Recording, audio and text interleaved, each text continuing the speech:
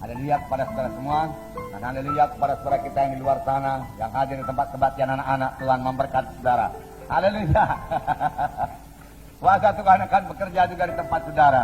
Kuasa Tuhan bekerja di sini, dan kuasa Tuhan bekerja di tempat saudara. Haleluya.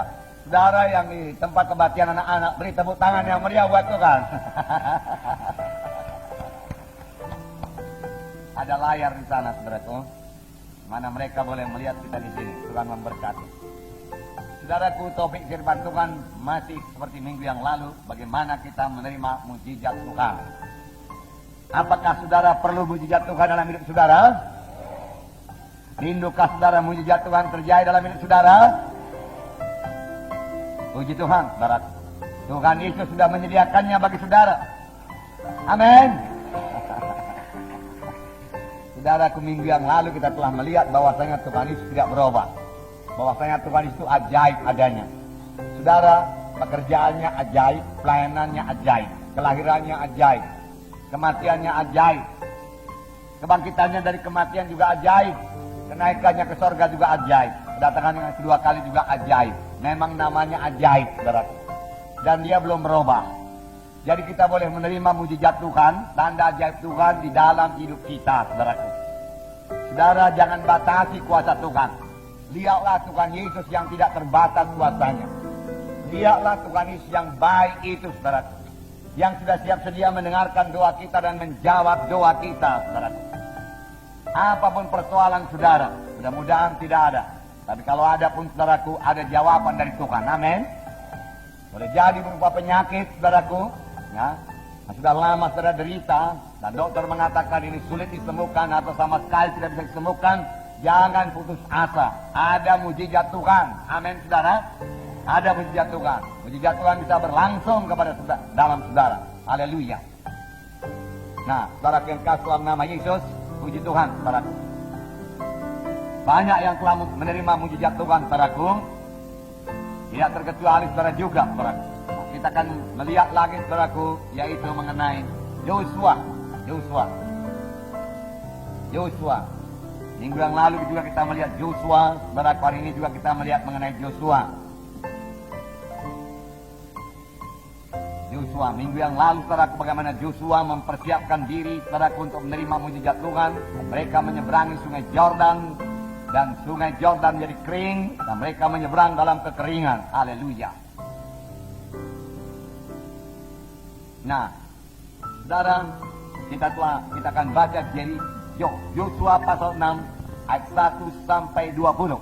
Bersama-sama kita membacanya. Bukalah kitab saudara. Yosua pasal 6 ayat 1 sampai 20.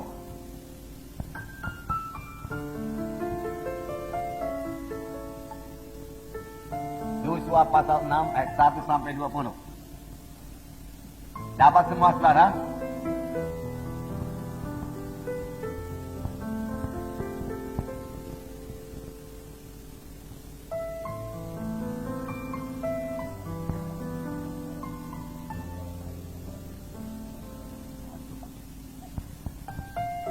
Oke, mari kita baca bersama-sama Yosua pasal 6 ayat 1 sampai 20. Dalam pada itu, Yeriko telah menutup pintu gerbangnya, telah tertutup kota itu karena orang Israel. Tidak ada orang keluar atau masuk. Berfirmanlah Tuhan kepada Yosua, ketahuilah aku serahkan ke tanganmu Yeriko ini, beserta rajanya dan pahlawan-pahlawannya yang gagah perkasa. Haruslah kamu mengelilingi kota itu, yakni semua prajurit harus mengedari kota itu sekali saja. Demikianlah harus kau perbuat 6 hari lamanya. Dan 7 orang imam harus membawa 7 sangkakala tanduk domba di depan tabut. Tetapi pada hari yang ke-7, 7 kali kamu harus mengelilingi kota itu, sedang para imam meniup sangkakala. Apabila sangkakala tanduk domba itu panjang bunyinya, dan kamu mendengar bunyi sangkakala itu, maka haruslah seluruh bangsa bersorak dengan sorak yang nyaring. Maka tembok kota itu akan runtuh. Lalu bangsa itu harus memanjatnya masing-masing langsung ke depan. Kemudian Yosua bin Nun memanggil para imam dan berkata kepada mereka, angkatlah tabut perjanjian itu, dan 7 orang imam harus membawa 7 sangkakala tanduk domba di depan tabut Tuhan. Dan kepada bangsa itu dikatakannya, majulah, kelilingilah kota itu, dan orang-orang bersenjata harus berjalan di depan tabut Tuhan. Segera sesudah Joshua berkata kepada bangsa itu, maka berjalanlah maju ketujuh orang imam yang membawa ketujuh sangkakala tanduk domba itu di hadapan Tuhan. Lalu mereka meniup sangkakala, sedang tabut perjanjian Tuhan mengikut mereka. Dan orang-orang bersenjata berjalan di depan para imam yang meniup sangkakala, dan barisan penutup mengikut tabut itu, sedang sangkakala terus menerus ditiup. Tetapi Joshua telah memerintahkan kepada bangsa itu demikian, janganlah bersorak dan janganlah perdengarkan suaramu, sepatah kata pun janganlah keluar dari mulutmu, sampai pada hari aku mengatakan kepadamu, bersoraklah, maka kamu harus bersorak. Demikianlah tabut Tuhan mengelilingi kota itu, mengedarinya sekali saja.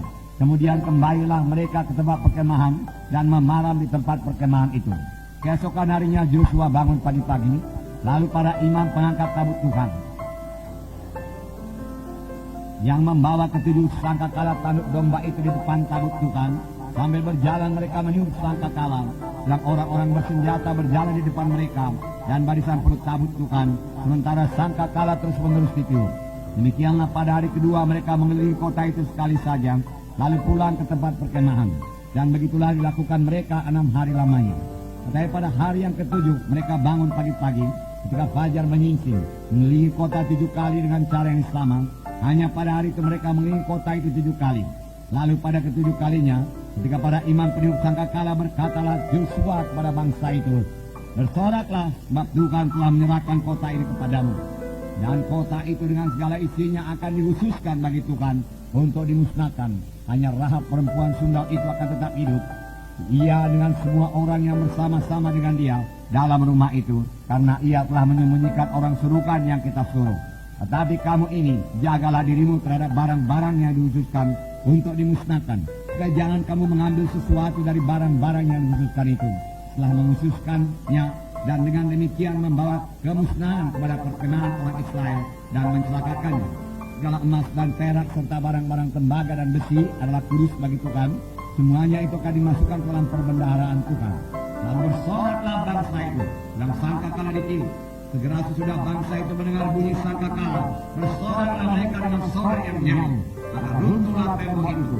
Lalu mereka memanjat masuk ke dalam kota, masing-masing masuk ke depan dan merebut kota itu. Sampai di situ. Haleluya. Nah, saudara yang kekasih nama Yesus, mereka sudah menyeberangi sungai Yordan. Mereka berhadapan dengan Jeriko. Jeriko sebenarnya sudah takut kepada orang Israel. Mereka melihat kebijakan yang telah terjadi pada bangsa Israel. Mereka melihat bagaimana sungai Yordan dikeringkan Tuhan, dan bangsa itu menyeberang dalam kekeringan. Oleh sebab itu Jeriko menutup pintunya. Benteng Jeriko inilah yang dikatakan oleh bangsa Israel waktu mereka mengintai pada pertama kalinya tingginya sampai ke langit. Saudara, tentu saja tingginya tidak sampai ke langit, tapi memang benteng itu tinggi yang kuat. Benteng itu saudaraku, menurut gambar saudaraku ada 2 lapis. Lapisan pertama tebalnya kira-kira 2 meter saudaraku, kemudian saudaraku tersisa kira-kira kosong kira-kira 10 meter saudara, kemudian masuk benteng yang kedua kira-kira 10 meter lebarnya. Jadi di atas benteng itu saudaraku bisa naik kereta kuda saudara. Saking tebalnya itu benteng dan tinggi saudara. Memang saudaraku menurut pikiran manusia itu mustahil dikalahkan. Benteng yang kuat, pintu gerbang yang kuat. Roboh benteng yang satu saudaraku, masih ada benteng yang kedua yang lebih kuat. Dan kalau dirobohkan benteng yang pertama, musuh menyerang saudaraku. Mereka berada saudaraku dalam satu posisi yang mudah untuk dikalahkan, karena mereka berada dalam jarak 10 meter dan di atas ini dengan mudah dilempari dengan batu saja mereka bisa mati saudara. Saudara, mereka bisa dikalahkan. Nah, tetapi di sinilah saudaraku Joshua saudaraku memberikan perintah. Perintah ini dapat yang kepada Tuhan saudaraku. Tuhan berfirman, ketahuilah aku serahkan ke tanganmu Jeriko ini serta rajanya dan pahlawan-pahlawannya. Nah, sekarang setelah dilihat saudaraku, mereka belum memiliki Jeriko. Tetapi kalau terjemahan bahasa Inggrisnya saudaraku dikatakan, ketahuilah aku sudah menyerahkan Jeriko dalam tanganmu dengan rajanya dan pahlawan-pahlawannya gagah perkasa. Aku sudah menyerahkan. Saudara, itu jelas saudaraku dalam cara Tuhan berfirman saudaraku. Aku telah menyerahkan Jeriko dan raja dalam tanganmu. Tetapi setelah dilihat saudaraku, mereka belum masuk Jeriko. Mereka masih di luar Jeriko. Pintu gerbang Jeriko terkunci. dengan kuat, saudaraku. Penjaga-penjaga berjaga di atas, saudaraku. Saudara-saudara siap sedia untuk menyerang kapan bangsa Islam mendekat. Lalu Tuhan berkata, aku telah menyerahkan Jericho beserta rajanya kepadamu. Saudara, inilah cara Tuhan bekerja, saudara. Inilah yang harus kita percayai kalau kita mau menerima mujizat Tuhan. Menurut akal pikiran kita, saudaraku, belum kita peroleh. Bahkan tidak masuk di akal pikiran manusia. Tuhan berfirman, aku telah menyerahkan Jericho. Nyatanya mereka belum memiliki Jericho. Nyatanya mereka masih luar Jericho. Nyatanya Jericho masih diri dengan gagahnya. Tidak ada satu dinding punya retak, tidak ada. Tapi Tuhan berfirman, aku telah menyerahkan diri dalam tanganmu. Nah, saudara yang kasih dalam nama Yesus, inilah cara Tuhan memberkati umatnya. Inilah cara Tuhan berbicara kepada umatnya, saudaraku. Inilah cara Tuhan bekerja. Kita harus bertindak. Kita harus punya iman. Saudara, dalam firman Tuhan yang lain demikian juga, saudara. Dalam perjanjian lama misalnya firman Tuhan berkata, oleh biru-biru Yesus kamu telah sembuh. Aku telah memberikan Jericho. Aku telah menyembuhkan engkau, Tuhan berkata. Padahal penyakit masih ada di situ. Kita masih merasa sakit, saudara. Kita merasa sakit. Tetapi akan kita bergantung pada penglihatan badan kita, atau perasaan kita, atau firman Tuhan. Inilah mengatur letaknya kemenangan kita. Kalau kita mau mandang kepada Tuhan itu, dan tidak bergantung pada perasaan kita, tidak bergantung pada penglihatan kita, tapi kita mempercayai sepenuhnya firman Tuhan. Selalu Tuhan berkata, aku sudah. Karena pada perjalanan Tuhan itu sudah memang sudah diberikan Tuhan.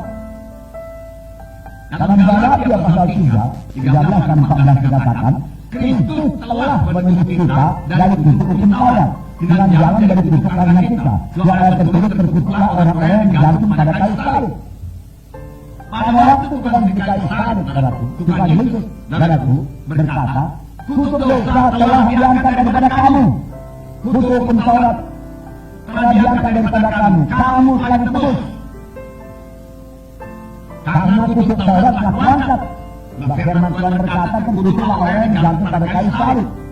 Yesus Kristus telah membuat ini supaya dalam dia berkalahan sampai ke dalam bangsa-bangsa lain. Sehingga oleh iman mereka menerima ruh dari janjian itu. Bukan hanya kutuk dosa telah diangkat, tetapi juga Tuhan yang berkata Abraham telah diberikan. Sudah diberikan. Bagaimana saya kenal? Bagaimana bangsa Israel supaya memiliki Jericho? Kita pelajari pada hari ini, saudaraku. Apa yang mereka perbuat sehingga mereka betul-betul memiliki Jericho.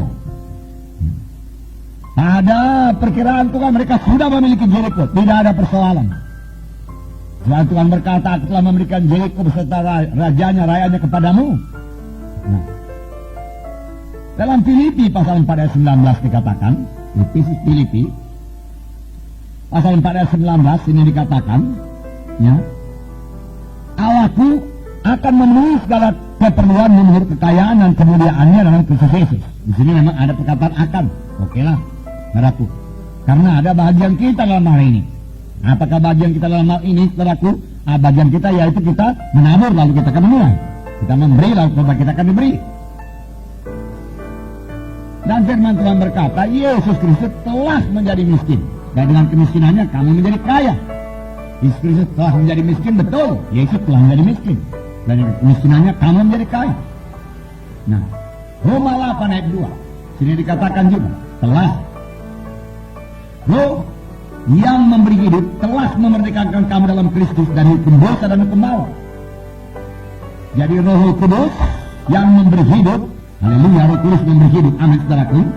Yang Roma 8 ayat 11 dikatakan, dan jika roh dia yang membangkitkan Yesus dari antara orang mati diam dalam kamu, maka ia yang membangkitkan Kristus Yesus dari antara orang mati akan menghidupkan juga tubuh yang fana itu oleh rohnya yang diam dalam kamu. Roh Kudus tinggal dalam saudara, betul saudaraku? Ya, Roh Kudus tinggal dalam saya. Karena kita di rumah Roh Kudus. Dan Roh Kudus tidak tinggal diam saudaraku dalam saudara. Dikatakan Roh Kudus menghidupkan. Roh Kudus menghidupkan tubuhmu yang fana. Saya bersuka cita buat ayat ini. Saya selalu ambil ayat ini dan saya berkata, Roh Kudus menghidupkan organ-organ tubuhku. Roh Kudus membuat organ-organ tubuh saya berfungsi dengan baik, sehingga saya dapat melayani dengan baik. Amin, saudara. Ya. Roh Kudus tidak tinggal diam. Roh Kudus dalam saya, Roh Kudus dalam saudara. Amin, saudaraku. Adakah saudara bersuka cita Roh Kudus dalam saudara? Luar biasa itu, saudara. Dalam perjanjian lama tidak begitu, hanya beberapa orang saja. Ya, yaitu raja-raja, peraku, nabi-nabi, imam-imam, ya. Itu saja yang menerima Roh Kudus dalam dia.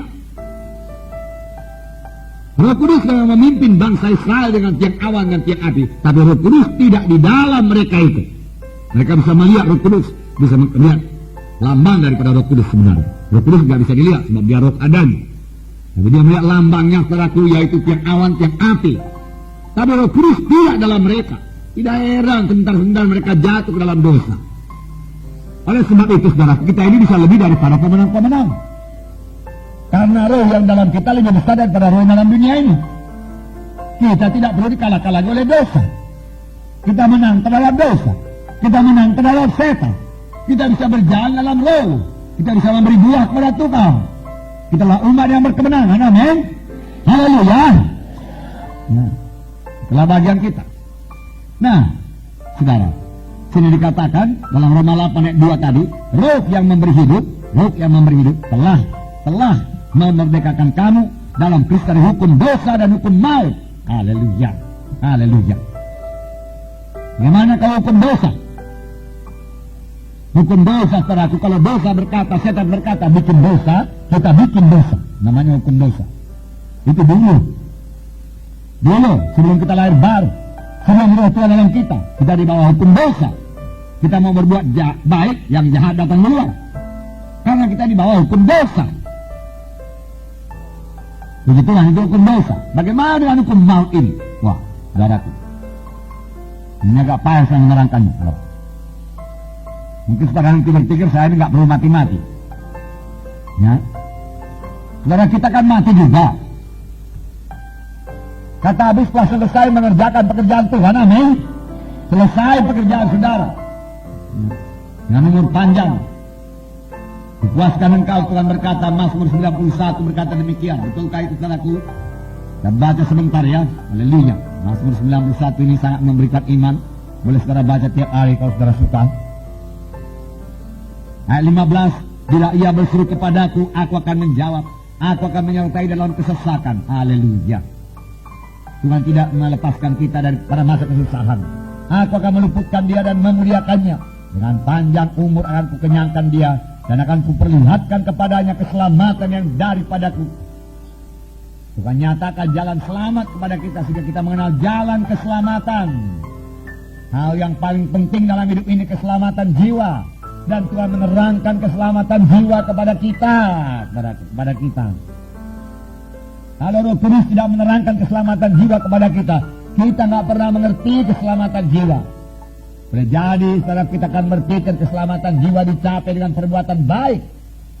Maka orang itu akan berusaha sungguh-sungguh berbuat baik dalam hidupnya. Beramal, saudaraku, bersedekah, saudaraku, dalam hidupnya.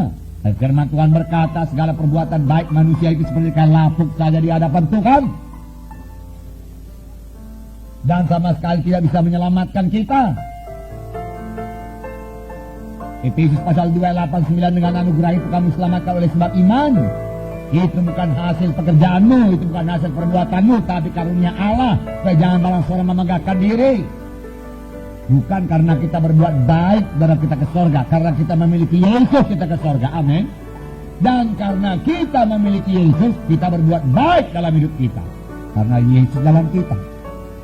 Dia mengajari kita untuk berbuat baik. Dia akan berduka cita kalau kita tidak berbuat baik, dan kita juga akan berduka cita setelah kita lahir baru. Kita menjadi kejadian yang baru. Tujuan hidup kita jadi baru. Kita mau menyenangkan Yesus dalam hati kita. Oleh sebab itu kita tidak mau berdosa. Dan dosa memang tidak berkuasa lagi atas kita. Maut pun tidak berkuasa atas kita. Usirkan maut dalam nama Yesus. Panjang saudara mengetahui belum sampai umur saudara. Kalau saudara rasa memang sudah saatnya berangkat ke sorga, saudaraku, terima kasih Tuhan bilang. Lalu berangkat darat. Tempat yang ada sana batu semen-semen putihnya itu di Son Maradian. Saya lebih suka di sini berkhotbah, saudaraku. Saya lebih suka KKR daripada di situ, saudaraku. Amin. Ya, saya lebih suka membawa jiwa-jiwa dan berdoa buat jiwa-jiwa. Saudara, karena Tuhan telah menyembuhkan saudara, karena bilur Yesus telah menyembuhkan saudara, maka saudara boleh memiliki umur yang panjang. Amin. Hizkia pendek saja doa. Seorang nabi Tuhan datang kepadanya, Hizkia atur ke rumah tanggamu, engkau akan mati tak dapat tiada. Hizkia memalingkan wajahnya ke dinding dan dia berdoa, Tuhan, ingatlah aku, sungguh-sungguhnya aku mengikuti kau Tuhan, memang banyak kekuranganku Tuhan, tapi aku tidak lagi melayani dosa, aku melayani kau Tuhan, kasihanilah aku. Lalu Tuhan berfirman pada Nabi Yesaya waktu itu ya, dia katakan, Nabi Yesaya balik lagi, dia katakan kepada Hizkia, ditambahi umurnya 15 tahun lagi. Sedikit aja 15 tahun sama Tuhan, saudara. Barangkali sama kita 15 menit gitulah, saudara.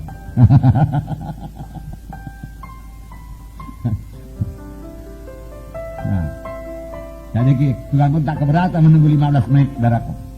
Bahkan nggak sampai 15 menit, 1000 tahun itu sama Tuhan 1 hari aja, saudaraku.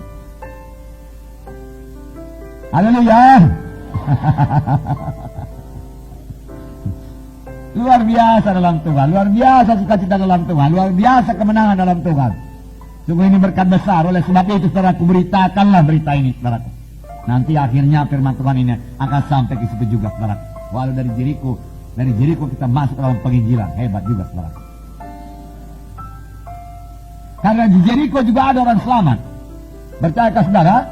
Ada, namanya Rahab, saudaraku. Bukan pula orang yang tanggung-tanggung dosanya, saudaraku. Luar biasa dosanya, diselamatkan Tuhan. Pikir-pikir entah Tuhan salah pilih, entah tidak ini. Selamatkan Tuhan karena dia percaya,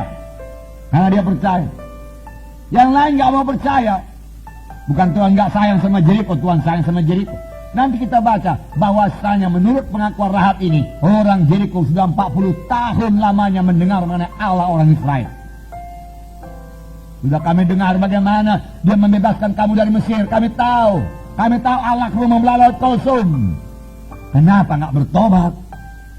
Dikasih lagi waktu 7 hari, saudaraku, sama Joshua untuk mengeliling-keliling. Dia diam-diam di situ, 7 hari, saudaraku. Kalau waktu 7 hari dalam 1 hari mereka bertobat, Raja Jeriko berkata, bukalah pintu gerbang itu, mari kita sujud menyembah kepada mereka. Takkanlah terlawan kita Allahnya itu. Kalau semua dibukanya, dibelahnya. Sedangkan ini sungai Jordan aja putus dibikinnya, apalagi benteng kita ini remuklah dibikinnya ini. Marilah kita bertobat, dikatakan pasti semua selamat.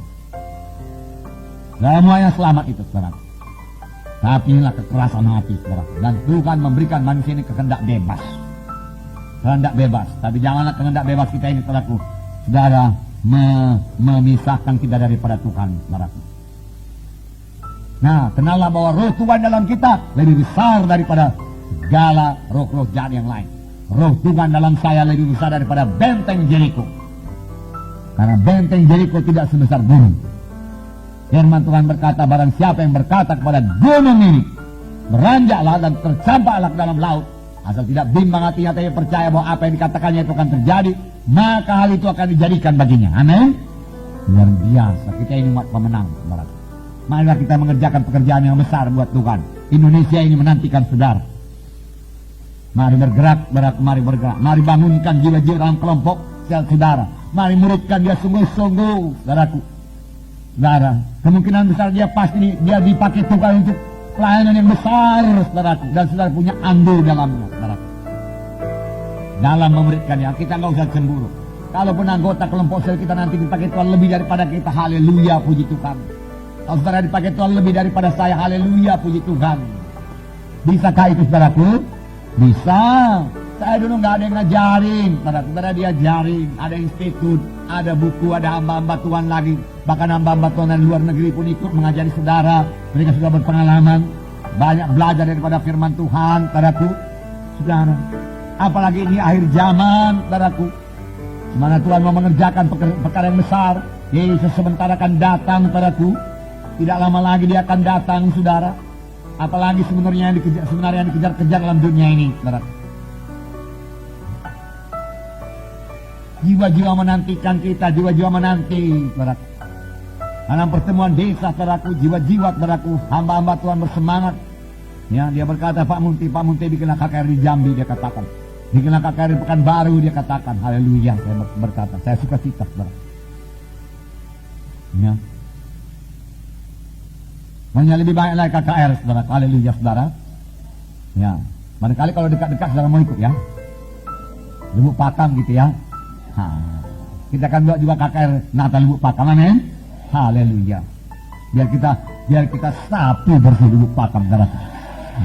Takluk dan Lubuk Pakam. Dekat saja, saudara. Mana lagi?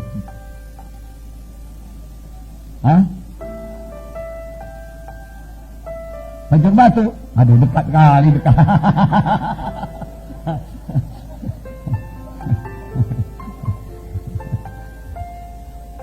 Dekat kali itu. Tapi jangan anggap enteng, saudara. Kita nggak boleh anggap enteng. Doa harus bertaluk-taluk pada Tuhan sungguh-sungguh, saudara. Ya, bisa juga lah Banjar Batu, saudara. Ya, kali sana sapu dengan dijatuhkan, saudaraku. Ambil satu ruko, saudaraku, bikin terus kebaktian minggu, saudaraku. Amin. Ya.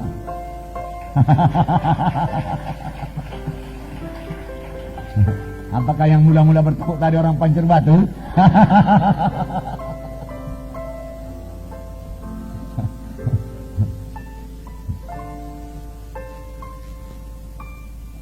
Siantar, saudaraku. Apakah Siantar sudah siap di tua ini? Ya, Siantar. Saya pikir banyak yang mau berangkat ke Siantar ini, saudaraku. Sebarkan undangan, doakan orang sakit, saudaraku. Bawa yang sakit, saudaraku. Bawa yang sehat juga, saudaraku. Ya, karena tanpa Yesus dia terhilang. Nah, di sana kebanyakan sudah gereja, saudaraku. Sudah anggota gereja, saudaraku. Bahkan, saudaraku, yang ahli-ahli lagi dari firman Tuhan, saudaraku. Tapi Yesus saja menyelamatkan, saudaraku. Ya, pengetahuan akan firman Tuhan kalau tidak membawa kepada iman yang teguh, saudaraku. Kalau tidak membawa kepada iman yang teguh dan iman yang menyelamatkan, saudaraku, tidak akan membawa dia kepada keselamatan, saudaraku. Hanya sekedar pengetahuan saja. Boleh jadi dia tahu dengan bahasa aslinya sekalian, saudaraku, tidak membawa kepada keselamatan. Nah, hanya satu yang bisa membawa keselamatan, yaitu Tuhan Yesus Kristus, saudaraku.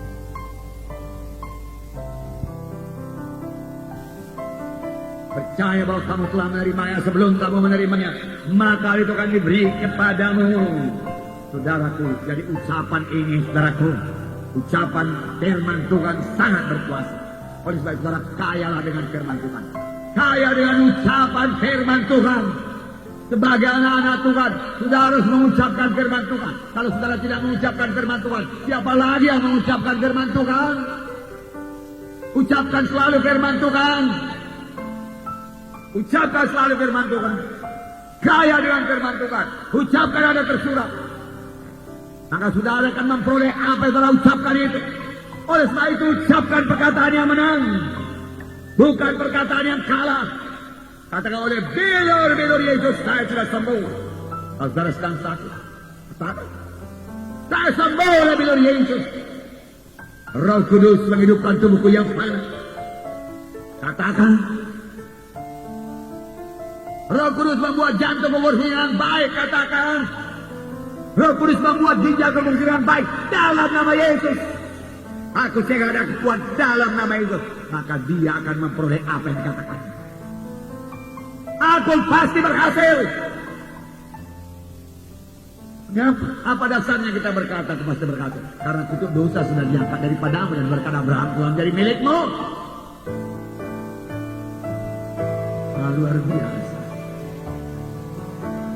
Seharusnya saya ulangi lagi, setiap anak Tuhan orang yang paling bersuka cita, paling berkuasa di dunia ini. Tapi jangan hidup duniawi. Hidup dalam nama Tuhan, percaya firman Tuhan.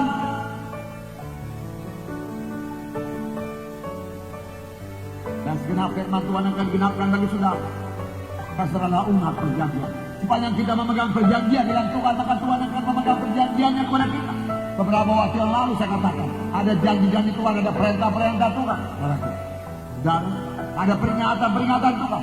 Saudara, sepanjang kita patuhi perintah-perintah Tuhan, maka janji Tuhan genap kepada kita. janji Tuhan genap pada kita. Dan Tuhan suka menenapi janji-janjinya bagi saudara. Tuhan berjanji supaya boleh digenapi. Tuhan tidak memberikan janji yang kosong kepada kita, tidak. Tuhan mau kita menikmati, mengalami, menerima kegenapan janjinya dalam hidup kita. Karena itu memang sudah Dia sediakan bagi kita. Terimalah itu. Terima. Itu milik saudara. Saudara, terimalah. Saya katakan beberapa waktu yang lalu, iman tidak bergantung kepada perasaan. Haleluya. Iman tidak bergantung pada perasaan. Iman tidak bergantung pada penglihatan. Haleluya.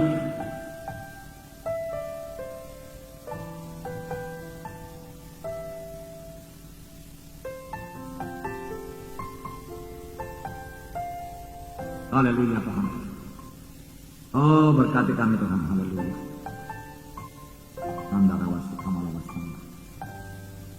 Haleluya. Haleluya.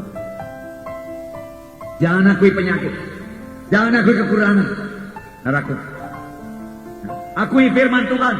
Kalau perasaan mengatakan sakit, itulah saatnya setelah kita melawan penyakit itu. Itu saatnya kita bertindak. Itu saatnya kita berdiri di atas firman Tuhan dan berkata dalam nama Yesus, penyakit kau tidak berkuasa atasku dalam nama Yesus. Amin. Itulah peperangan rohani saudara.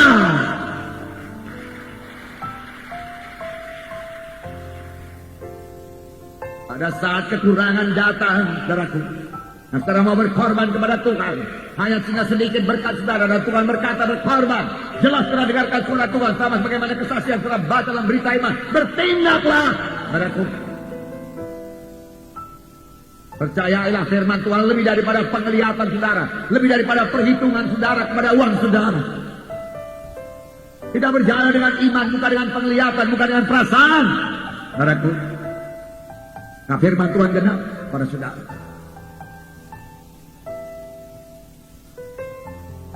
Allah kita Allah yang ajaib, saudaraku. Dia belum berubah. Dia belum berubah. Diakui firman Tuhan. Ucapkan firman Tuhan. Akui Yesus. Saudara tahu keselamatan juga diperoleh dengan mengakui Yesus. Orang siapa yang percaya dengan hatinya dan mengaku dengan mulutnya. Dan mengaku dengan mulutnya. Dan mengatakan dengan mulutnya, Yesus itu Tuhan yang telah bangkit daripada kematian. Maka dia akan diselamatkan. Diperoleh keselamatan karena pengakuan. Apa luar biasanya pelakuan ini. Saudaraku,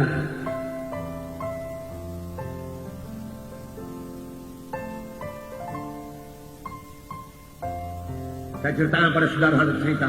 Saudara tahu ceritanya pada buku Bilangan. Bilangan 13, saudaraku. Ini bangsa Israel sampai di Kades Barnea, hanya tinggal masuk ke tanah perjanjian, saudaraku. Mereka boleh memiliki tanah Kanaan yang dijanjikan Tuhan kepada mereka. Dan mereka mengintai lebih dahulu tanah Kanaan tersebut untuk melihat betapa luar biasanya berkat Tuhan. Ayat 27. Mereka menceritakan kepadanya, kami sudah masuk ke negeri kemana kau suruh kami. Dan memang negeri itu berlimpah-limpah susu dan madunya, dan inilah hasilnya. Inilah hasilnya. Hanya bangsa yang diam di negeri itu kuat-kuat dan kota-kotanya bertumbuh dan sangat besar. Juga keturunan Enak telah kami lihat di sana. Saudara, sampai di sini laporannya luar biasa. Kami sudah masuk ke negeri kemana kau suruh kami, dan memang negeri itu berlimpah-limpah susu dan madunya, dan inilah hasilnya. Luar biasa memang hasil negeri itu. Itulah negeri yang dijanjikan Tuhan kepada bangsa Israel dengan bersumpah. Tuhan mau mereka memilikinya. Tuhan mau mereka masuk negeri itu. Tuhan mau mereka menikmati apa yang telah disediakan Tuhan. Itu kehendak Tuhan. Tetapi mereka memakai penglihatan mereka. Mereka memakai perhitungan secara pikiran mereka. Mereka percaya kepada apa yang dilihatnya, bukan kepada apa yang dikatakan firman Tuhan. Saudaraku, perasaan kita selalu bertentangan dengan firman Tuhan. Penglihatan kita bertentangan dengan firman Tuhan. Pikiran kita bertentangan dengan firman Tuhan. Kemudian firman Tuhan berkata, pikiranku bukan pikiranmu, jalanku bukan jalanmu. Firman Tuhan berkata, pakailah apa yang dikatakan firman Tuhan dan berdiri di atas firman Tuhan. Maka saudaraku, setan tidak bisa mengalahkan saudara. Haleluya. Haleluya. Nah, apa yang mereka lihat? Bangsa yang diam di negeri itu kuat-kuat dan kota-kota yang berkubu dan sangat besar. Dua keturunan Enak kami lihat di sana. Orang Amalek diam di tanah Negeb, orang Het, orang Zebus, orang Amori diam di pegunungan. Nah, orang Kanaan dia diam sepanjang laut dan sepanjang tepi sungai Jordan. Saudaraku, mereka menceritakan kehebatan setan.